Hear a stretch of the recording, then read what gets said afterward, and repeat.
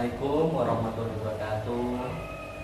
Hari ini kami dan Ustadz Rosid bersilaturahmi ke kediaman Gus Dimyati Mabruri NTB.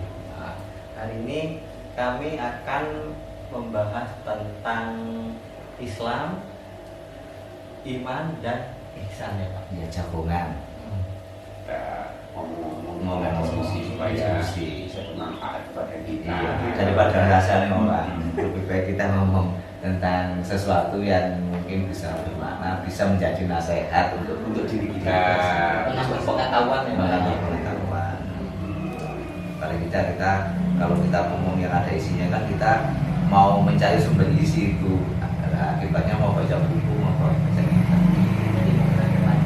Ya, jadinya itu saja. Dari yang barangkali kita mengetahui, memahami dari para ulama kita, kiai-kiai kita, istilahnya kita diskusikan bersama sehingga kita pemahaman kita mudah-mudahan semakin sesuai dengan yang disampaikan oleh para ulama kiai kita itu.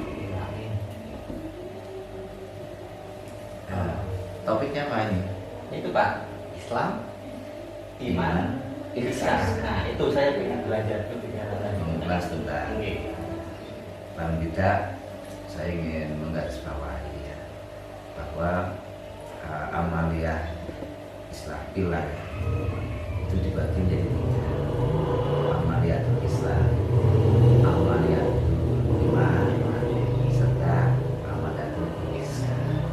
Di Islam, iman, ihsan. Nah ini monggo ya kita ngobrol sama-sama, kita ulas ya seperti apa sih Islam itu, apa itu iman, apa itu ihsan, sehingga bisa menjadi ilmu bagi kita semua, paling bisa jadi nasihat bagi kita. Mungkin ya kita mulai monggo Gusti ya. Iya. Agama atau kita sering menyebut dengan takdir itu memang pilarnya, hal yang utama itu memang tiga hal itu yang tadi saya sampaikan oleh Ustaz Rosid. Satu, keislaman; dua, keimanan; tiga, ihsan.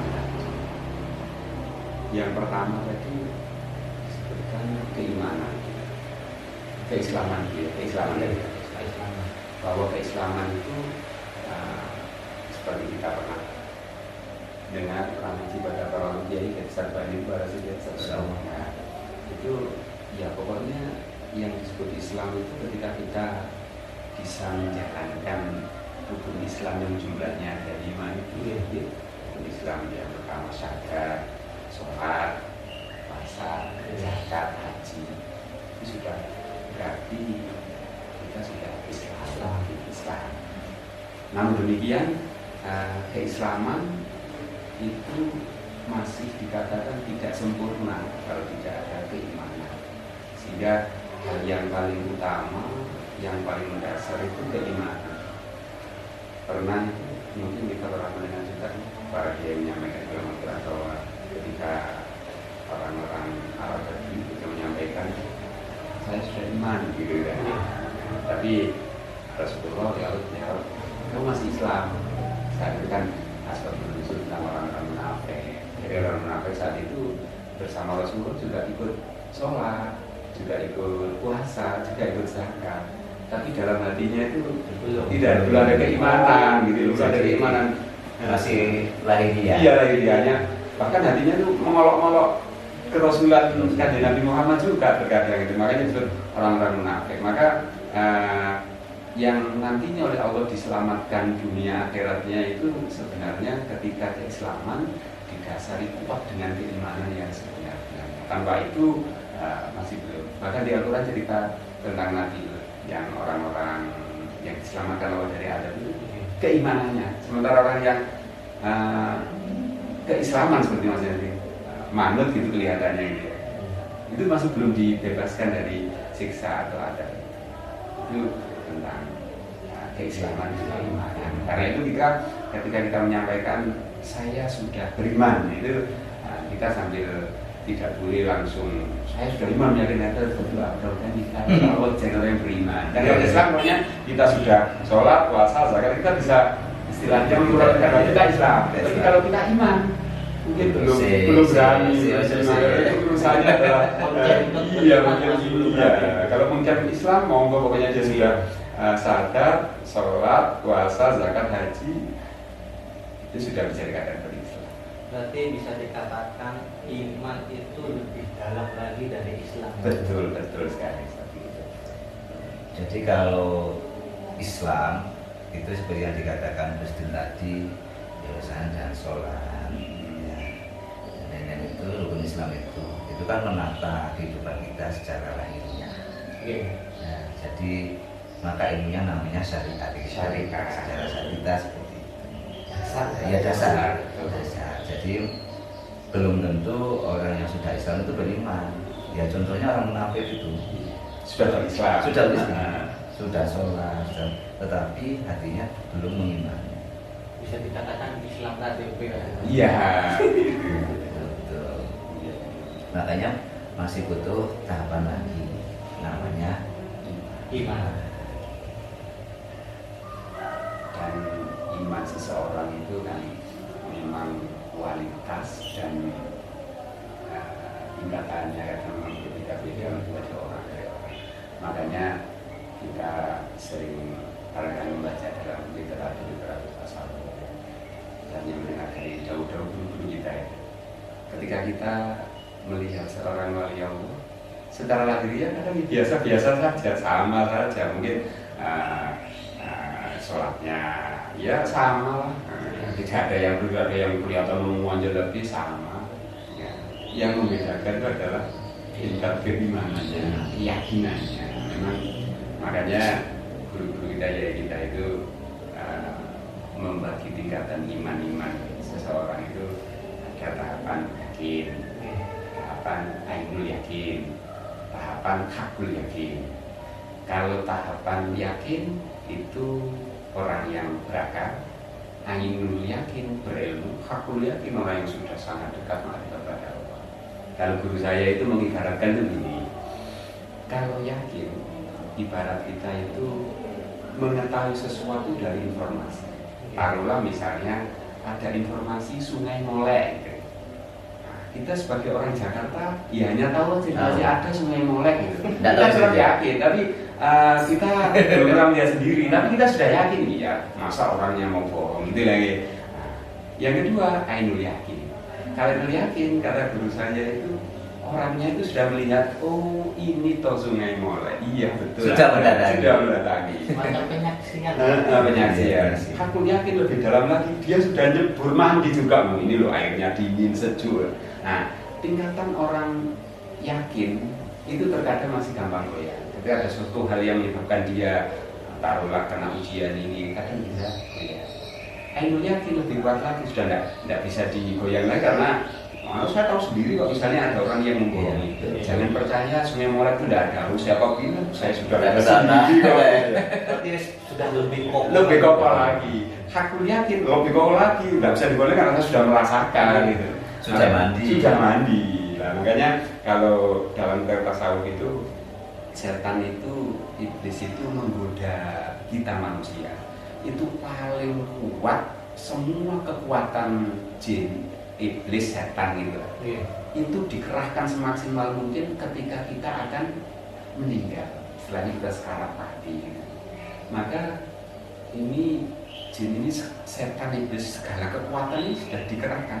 Nah, ketika seseorang imannya itu hanya pada harapan yakin, ini masih rawan untuk digoyah. Nah, makanya ada guru-guru bercerita ketika setan datang, diceritakan bahwa orang yang sekarang nazar itu dengan guru-guru kita itu kan kondisi haus, sangat melek dan tidak kuat apa-apa.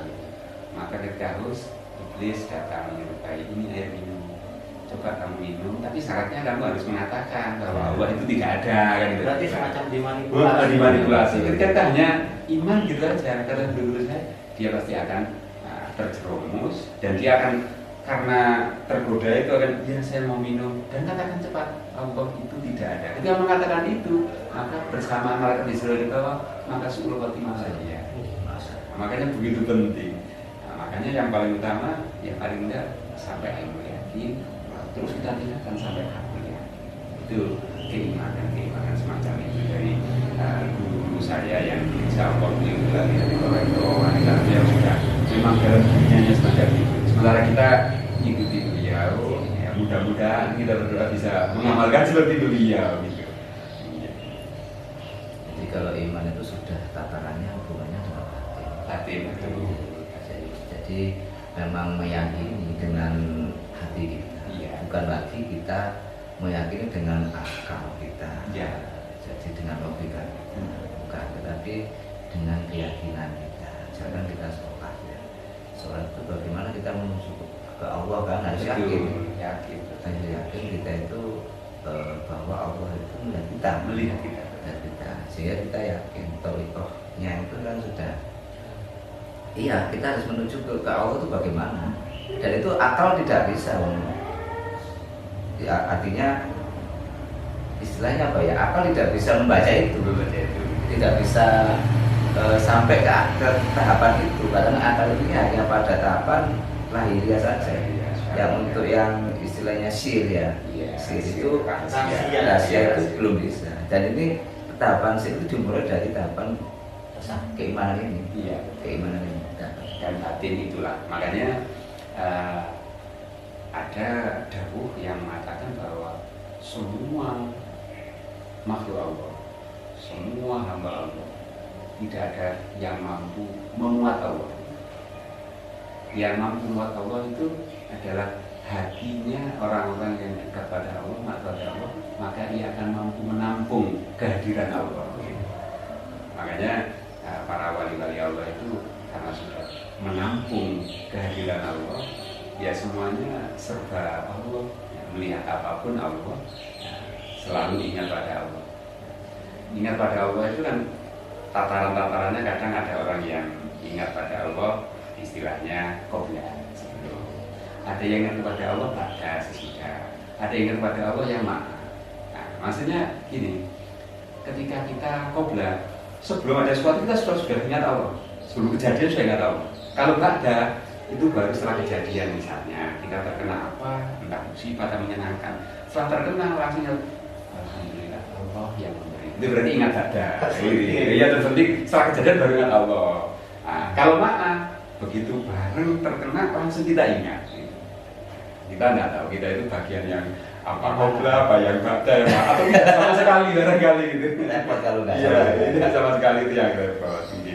Makanya kita harus benar memahami ketiga pilar ini masih dua nih ya. Iya. Jadi ya. Masih di Islam dan iman tadi ya. Islam dan iman. Jadi kalau kita ringkas sebenarnya iman itu adalah apa ya? Ya meyakini ya. Meyakini dalam hati. Jadi bukan meyakini dengan logika kita, dengan hati. Ya contoh gini, sholat itu syariat.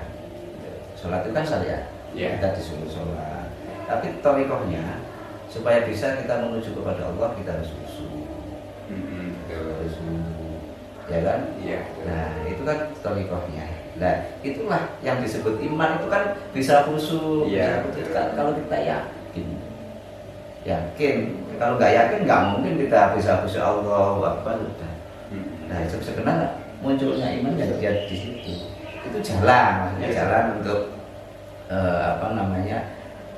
memperkuat keimanan kita dari sholat.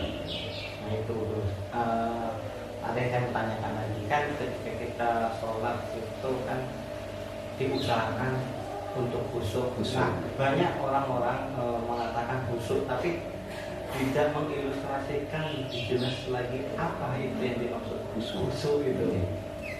Nah, berkaitan dengan yang kita diskusikan pada siang ini, itu berlanjut pada bab ihsan.